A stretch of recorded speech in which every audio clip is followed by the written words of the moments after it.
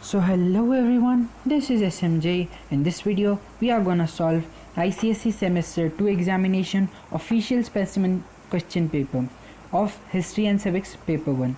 So let's get started.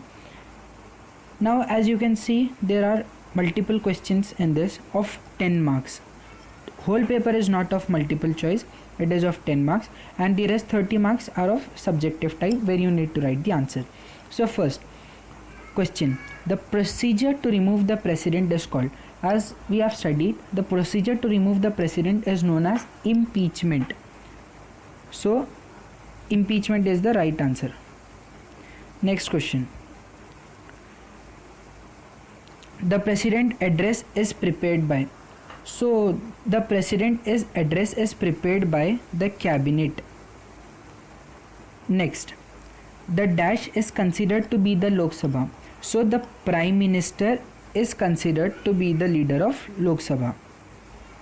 Here the next question is, the composition of the Supreme Court is. So the composition of Supreme Court is 30 judges and 1 chief justice. Next, under the dash powers, the High Court will check the judgment of the subordinate court. So the answer is D, under the original powers. Next question, which of the following was not a common ideology? So this question is from History Civics, from the chapter Nazism and Fascism, where so this question is from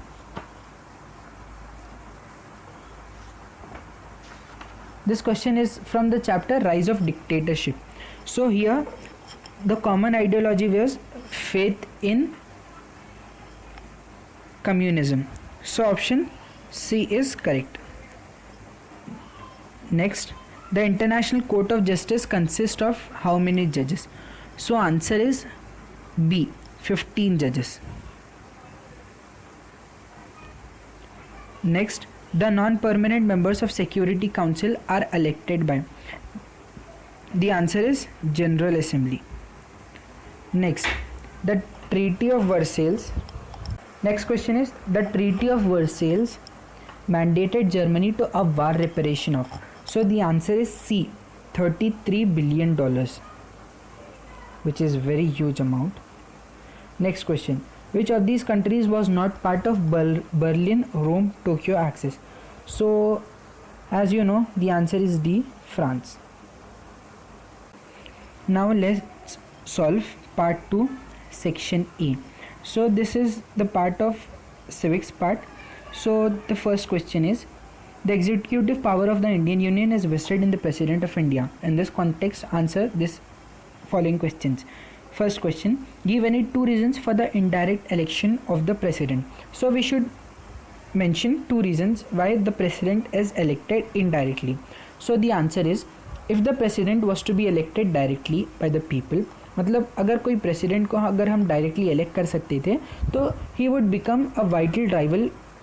become a rival center of power to the Council of Ministers. This would be against the parliamentary system with ministerial responsibility. As Jawaharlal Nehru said in the Constituent Assembly, we could not have a direct elected president and not give him real powers. So अगर एक president एक directly elected होते तो वो rival हो जाते थे council of ministers से. So therefore the first reason is this, why the president is elected indirectly. Next reason, since the membership in the 2 houses of parliament was likely to be dominated by one party, election of president merely by a majority of members of the union parliament could make him a nominee of the ruling party like the prime minister. Such a president could not represent the constituent states of the union. So this was the first answer. Next answer is, next question is, mention any 2 discretionary powers of the president. So the 2 discretionary powers of the president is, first, appointment of the prime minister in a situation where no single party commands the clear support of the majority of the Lok Sabha members and there is a hung parliament. And the next power is appointment of a prime minister in case of a sudden death of the incumbent. Next is question number 3. Mention any 3 legislative powers of the president. The first power is address sessions of the parliament. Next power, messages to the parliament. And 2 is, oh, one more is to dissolve the Lok Sabha. This was the third answer.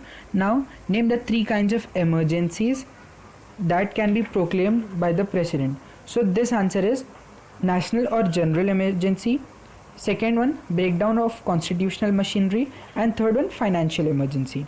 So we have completed question number 2. Now let's move to question number 3. So here the question is, the Supreme Court is the head of entire system of judiciary. In this context, answer the following questions. So the first question is, mention any 2 qualifications required by a person to be the judge of the court. So the 2 qualifications are, first qualification, he has to be for at least 5 years a judge of a high court or of 2 or more such courts in succession. And next qualification, he has to be at least 10 years an advocate of a high court or of 2 or more such courts in succession. So this was the answer. Next question, who appoints the judges of the Supreme Court? What is their term of office? So the answer is, the Chief Justice may appoint a judge of a high court as an ad hoc judge of the Supreme Court for a period as may be necessary.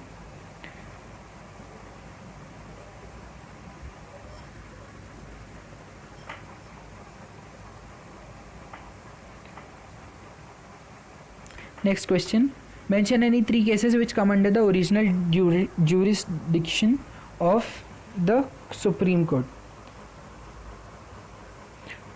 So the 3 cases are, first one, center state or interstate dispute, second one, protection of fundamental rights, third one, transfer of cases from lower courts. Next, why is Supreme Court called the court of record? So the answer is,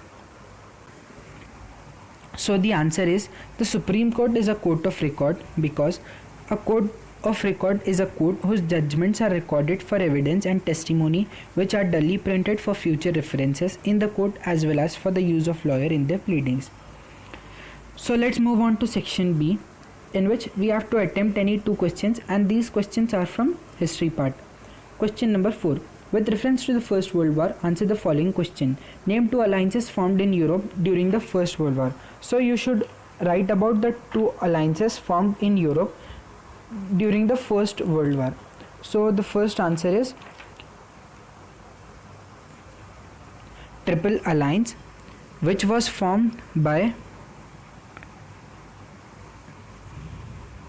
Germany, Austria-Hungary and Italy, and the next alliance was Triple Entente, formed by France, Russia, England and Japan. Next question, name the 2 countries which came under the dictatorship after the First World War. Name the dictators. So the 2 countries are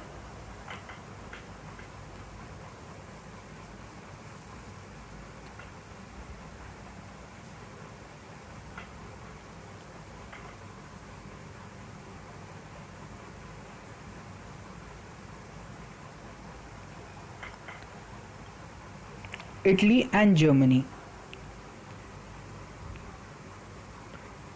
The leader of Germany was Benito Mussolini, and the leader of Italy was Benito Mussolini, and the leader of Germany was Adolf Hitler. Name the 2 countries which came under dictatorship of the First World War. Name the dictators. The 2 countries which came under the dictatorship after the First World War were Germany and Italy. The dictator of Germany was Adolf Hitler, and the dictator of Italy was Benito Mussolini. Next question, explain the Sarajevo crisis. So Sarajevo crisis is basically an immediate cause of the First World War. Archduke Francis Ferdinand, the heir to the throne of Austria-Hungary, was assassinated at Sarajevo, capital of Bosnia, on June 28, 1914. The assassination was organized by a secret society called Black Hand, a union of death, formed by extremist Serbian nationalists whose aim was to unite all Serbians into a single Serbian state. Austria served an ultimatum on Serbia on July 23, making 11 demands. Serbia accepted most of those but rejected those which could have led to loss of their sovereignty. Therefore, Austria declared war on Serbia on July 28, 1914. So this is the answer. If you write this much, you may get 3 marks. Next question is, mention any 3 ways in which the Treaty of Versailles benefited France. So the answer is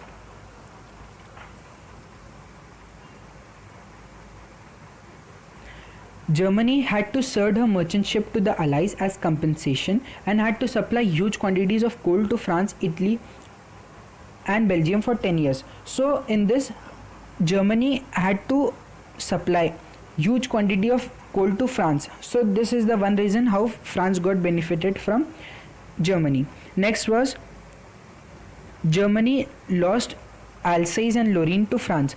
There were 2 provinces of Alsace and Lorraine, so Germany lost it to France. This was the second benefit to the France.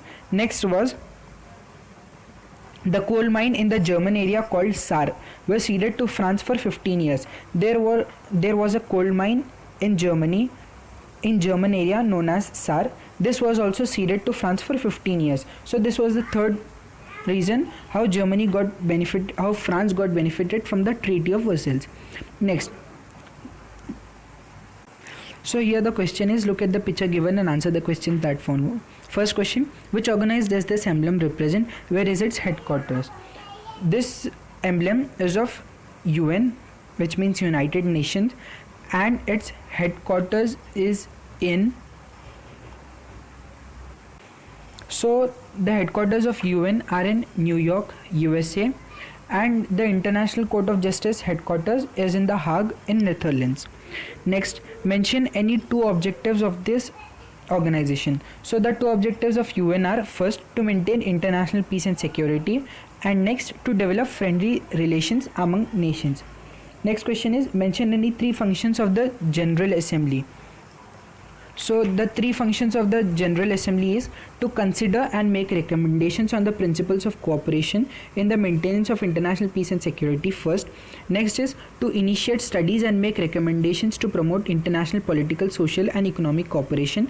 And the last one is to make recommendations for the peaceful settlement of disputes. Next question, mention what is the composition of Security Council. So the Security Council consists of 15 members.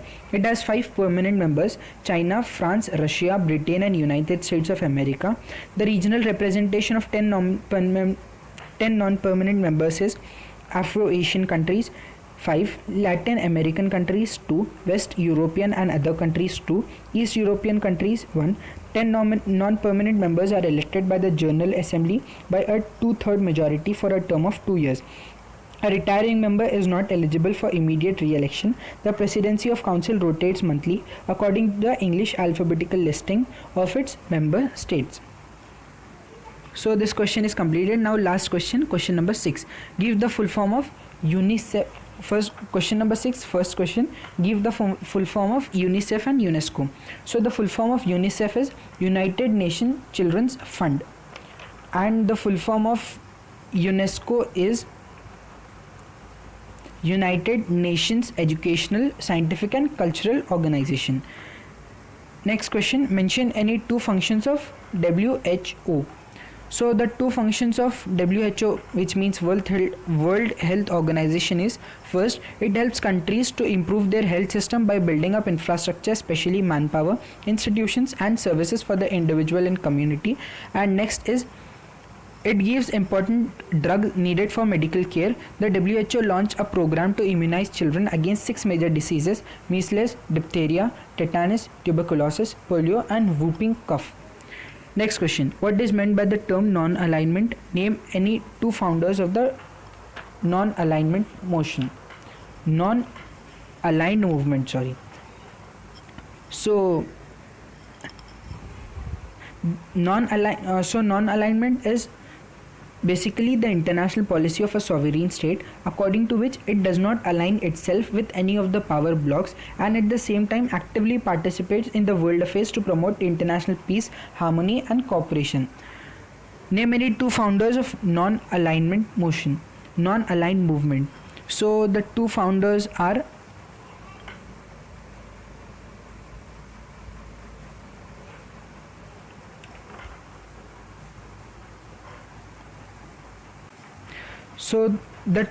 of non-aligned movement are Prime Minister Prime Minister Nehru of India and President Joseph Broz Tito of Yugoslavia.